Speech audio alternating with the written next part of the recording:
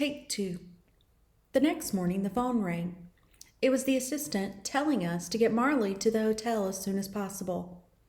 You mean you want him back? I asked. Right away, he said.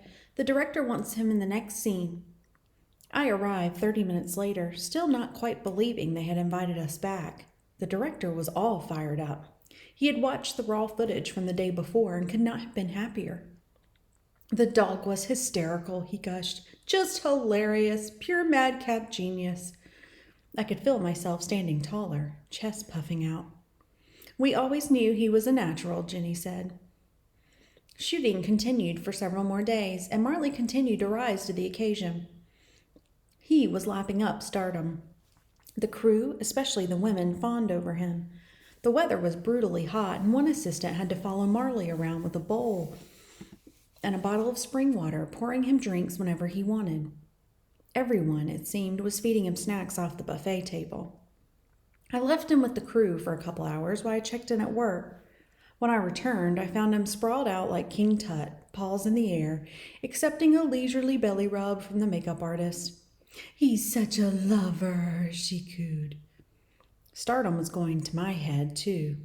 I began introducing myself as Marley, the dog's handler. I dropped lines such as, for his next movie, we're hoping for a barking part. During one break in the shooting, I walked into the hotel lobby to use the payphone. Marley was off his leash and sniffing around the furniture several feet away. A concierge, apparently mistaking my star for a stray, tried to hustle him out a side door. Go home, he scolded. Shoo!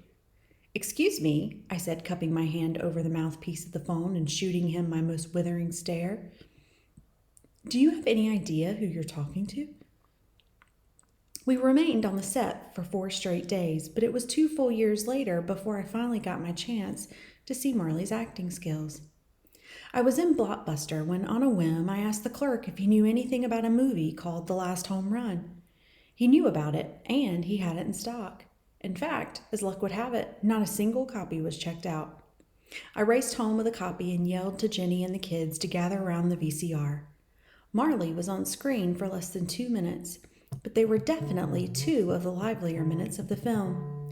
We laughed, we cried, we cheered. Waddy, that you, Connor screamed.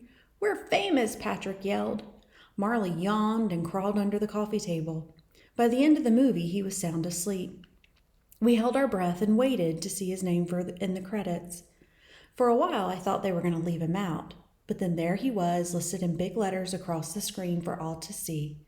Marley the dog, as himself.